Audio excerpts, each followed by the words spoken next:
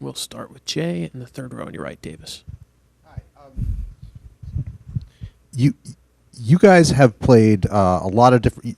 You've got several guys in your lineup who've played different positions on different days because of injuries and platoon issues and stuff like that. I wanted to know, for you, is it tough to prepare differently for all those scenarios, or is it something that has become routine over the course of time?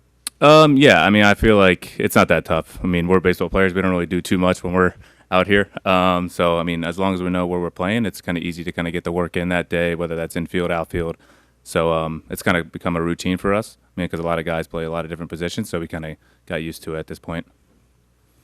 Other questions for Davis? Ben, fourth row on your left. Hey, Davis. Rodon, obviously, a really tough pitcher. What do you anticipate from him tonight, and what's the game plan to counterattack what he might be doing? Yeah, I mean, he's a smart pitcher. He's a competitor out there. I feel like that's the number one thing he's really good at. He really competes up when he's on the mound, and as a hitter, you kind of have to know that going into it. Make him throw pitches, kind of get him out as early as you can, make him sweat because he sweats when he's out there. So he's got to make him throw pitches, make sure he can get you on three pitches, three good ones. So just got to make him work when you're out there. And broadly, what have the last, 48 hours been like, just given that it's such a daily sport, and then you have almost a couple days where there's a bit of a break between games? What has that been like for you?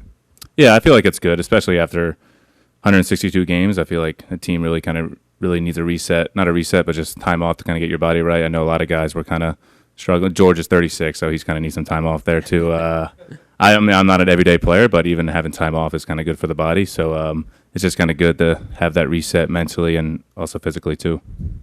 One row behind on your left, Davis. Hey, Davis, obviously this is an historic franchise.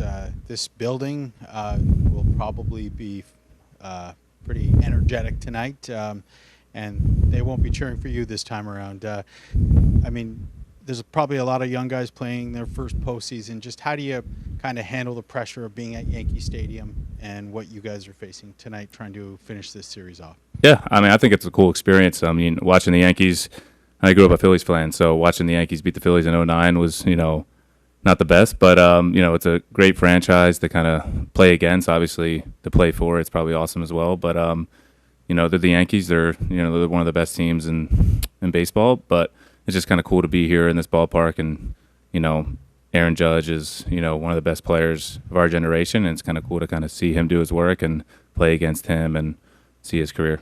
It seems like a lot of the young guys don't seem to be intimidated at all. It looks like you're just having fun. Even watching you walk into the ballpark today and take that early BP, it looks like a lot of guys are just having fun. Yeah, I feel like we have just a bunch of, just young dudes. At heart, we have a lot of old heads, but they're even George. George is 36, but he acts like he's 12, which is great. You want a leader that kind of leads by example, but also knows that learn to have fun, and he does that really well. Same with Vladdy too. He's only 26, but he acts like he's been here for 20 years, and that's what you want also as a leader too. But everyone just is kind of on the same page of having fun, and whatever happens out on the field. I'll go to the fourth row on your left, Shy. Hey, Davis. Just going back to the summer, that game where you had the 14 pitch at bat, and afterwards George came to you in the dugout. What do you remember of just that conversation that you had with George there, and what do you think it says about the types of things that you guys as a team value in game? Yeah, I feel like Schneider really preaches the little things, do the little things right, run the bases hard, first to third, getting good jumps on the bags. And I feel like for me, I didn't really think it was that big of a deal. It was just another at-bat, but obviously George thought it was, and he kind of made me feel like, I did a good thing about it. And, making the pitcher work is really big, making him throw more pitches. He gets exhausted, and it only takes one pitch for something good to happen out on the field. And Miles, that led to an error and then, led to a couple runs. So, one pitch could change the outcome of, a series, a game. So you just got to take it one pitch at a time. Up front on your right, Ron. As a Jersey kid, you've only known the Blue Jays. How does it feel? You're not just representing a team, but in a way you're representing Canada as a whole. Yeah, it feels great. I kind of had to get reminded about that a couple times just because, you're not just playing for a city, you're playing for a whole country. And there's so many fans out there that support the Blue Jays, and not even just in Canada, but in the U.S. There's so many more Blue Jays fans than I ever thought of. I'll be in Florida or, back home in New Jersey, and there's a random Blue Jays fan. And it's ironic, growing up in '93, the Blue Jays beat the Phillies, and people hate Mitch Williams more than they hate Joe Carter back where I'm from. So, but it's just kind of cool to be a part of just a great franchise, and they've done so many things. In 2015, 2016, it's kind of cool to kind of be one of those teams that do something special. Thanks. Other questions for Davis? Am I missing anybody? Shy? Davis, this left field's maybe a bit bigger than most. I'm just wondering if you can compare it to some of the other left fields you've played in and how you have to adapt to it. Yeah, I mean, the fans are going to be on me probably all night. But, it's just one of those fields where you have to kind of know where you're playing and knowing where the track is, knowing where Varsho's playing out in center. So, but we obviously do that before the game and kind of scout where we're going to play and what type of hitters up on the mount or up at the plate and kind of where he likes to hit the ball. So, there's a lot of big outfields in baseball. Like, it reminds me of Colorado, just how big left center is. But there's a lot of hits to be made out there. You just got to make sure you're in the right spot. Far back on your right, Davis. Kevin? Hey, I know you got sent down to the minor leagues this year. Did you envision sitting at the podium right now answering these questions when you got sent down? And as someone who's been sent down before, what was kind of the mindset when you went down there? I definitely did envision this for sure. Just because when you get sent down, you're just kind of working on yourself. They kind of told me, go back down, kind of work on your swing, work on what you need to work on, and I never took anything for granted. You just never know in baseball. You never know if you're going to go back up or get stuck in AAA or anything like that. So I definitely didn't take it for granted. I didn't do that great. I batted like 220, but I still got called back up. But obviously they saw something, and I just kept working down there. And that's all you can really do is just work hard and let the other things kind of happen. Like, I don't make the decisions or anything like that, but all you got to do is just go to the field and just put in the work and see what happens. Anything else for Davis? Yeah, Caleb? Davis, you've got a knack for going 0-2 to 3-2. Reminds me a lot of Brandon Belt that was here a few years ago. What allows you to lock in and to not chase, yet foul off some pitches to buy yourself time to outlast those guys?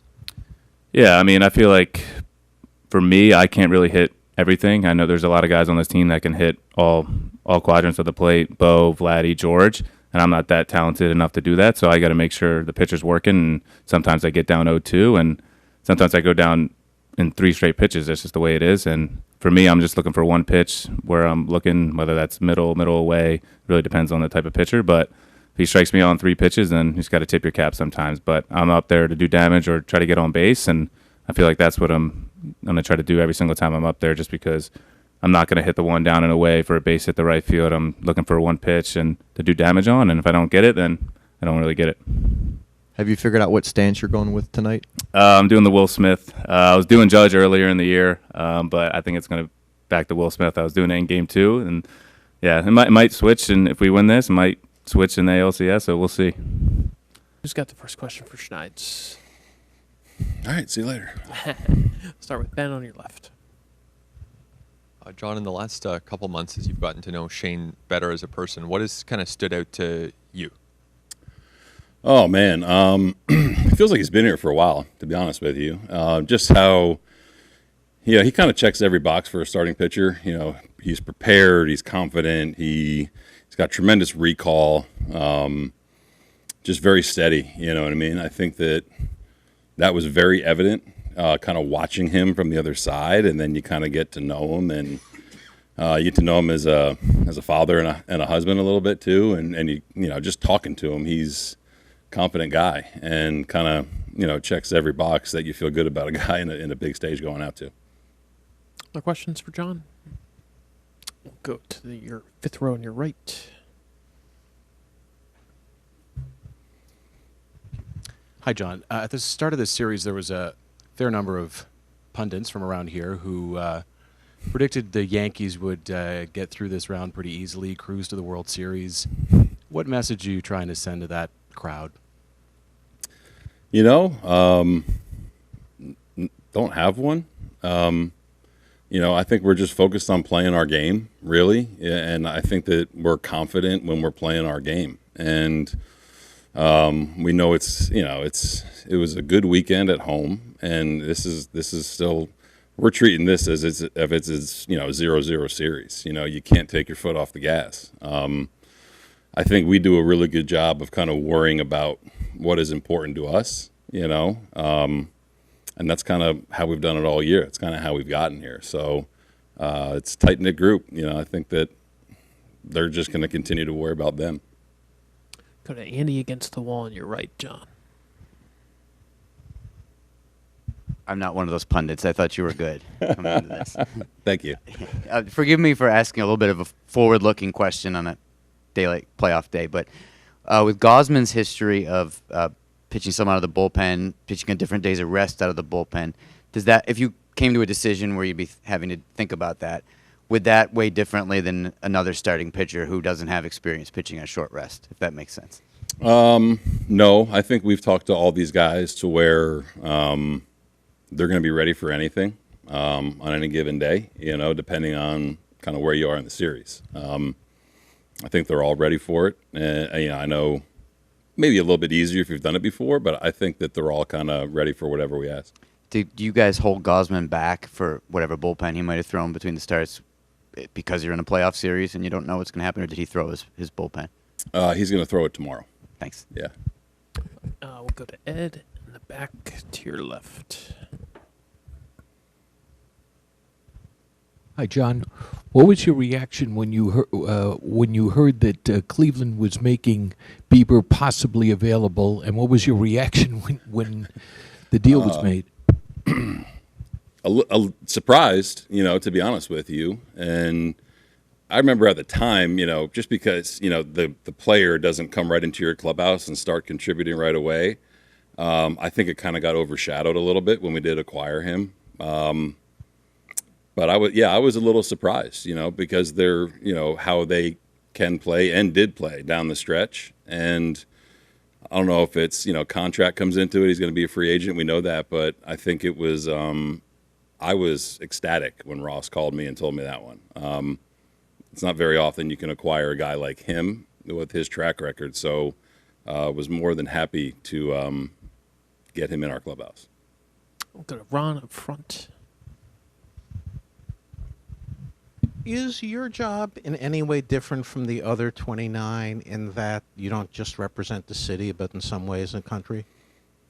I think so, yeah. I haven't been anywhere but here, so this is kind of my norm. But yeah, it's pretty cool. I definitely can say that now more than ever, you always feel the weight of the world and decisions you make. But when you're kind of feeling a country, it kind of gets a little dicey at times, like the sixth inning with the bases loaded and nobody out and Aaron Judge hitting, you feel like people in Nova Scotia want to, come murder you. So yeah, I think that gets magnified a little bit, but it's kind of what I've come to know. It's something I don't take lightly. Thanks. We'll go to Jeff in the fourth row on your right, Schneids. Very sorry for Nova Scotia. When you were catching, how many guys threw splitters? Because it seems like it kind of, when Roger Clemens was there and Jack Morris was throwing at Curt Schilling, that it was a thing, and then it just sort of vanished for a little while. It did, yeah. Not many.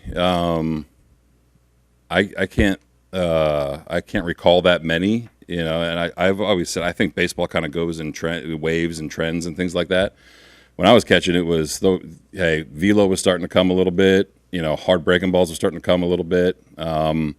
Not many, and then all of a sudden, I think just in this age of pitch design and facilities, guys are coming up with different ways to throw different things. Whether it's a kick, changeup, a split change, a sweeper. It's definitely different, but I think it kind of just goes hand in hand with what hitters are doing and trying to combat what hitters are doing a little bit. We got some guys with some good ones for sure.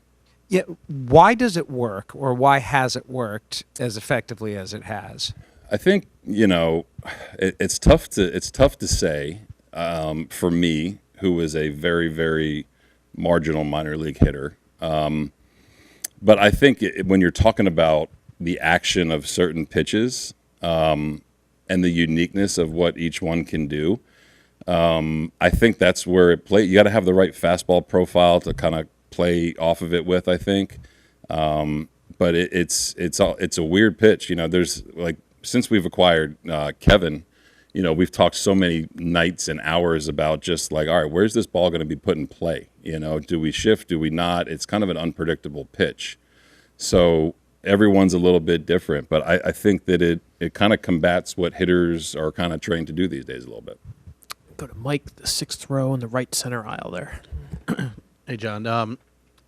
As the postseason approaches, we hear managers talk all the time about, I love the postseason experience on my roster. We hear, GMs at the trade deadline talking about, this guy I brought in, he's, got postseason experience. I'm real excited about that. Some of the biggest stars so far, small sample size, but some of the biggest performances in this postseason have been young guys. I mean, not just like rookies or second-year players, guys with like 5 major league games, 4 major league starts under their belt. Schlittler, Churio, 21 years old, Mizorowski last night, rookie Sasaki. I mean, these are guys with very, very minimal major league experience. How do you explain their ability to handle these pressurized moments? And what are you seeing out of young players these days? It's definitely different. It's remarkable, really, when you're talking about a big stage, a big market here. Really, anywhere in the postseason is big, but it's been, I think players, they kind of have been developed a little bit differently over the past probably handful of years. And I think that they probably exude a little bit more confidence at a young age. Even I've been asked this question about, when Bo and Vlad debuted in 2019, and how is it different for Trey, or how is it different for somebody? Players, I think, are just different, today. And pitching especially, I think, can be ahead of hitting. It's kind of weird to see, like the names you just mentioned. Those are some prominent guys in the postseason so far. It's tough to explain, but I think that teams do a good job of welcoming young guys in. That's been apparent, and you have to kind of look at what the stuff is doing in real time. It's like, okay, will this work? And if you think it works, you go for it. It's kind of our job to make sure the transition is as easy as it can be, and veteran players making it easy for young guys to come into an environment that's really stressful. So I think that players have just really gotten a lot better, a lot quicker. Stay back there with Lauren, then we'll go to Jorge. Hi, John. Hey. I'm not sure if you're a speech guy, but I'm curious about the message in the room before a big game like this. And if it's not you, who is it?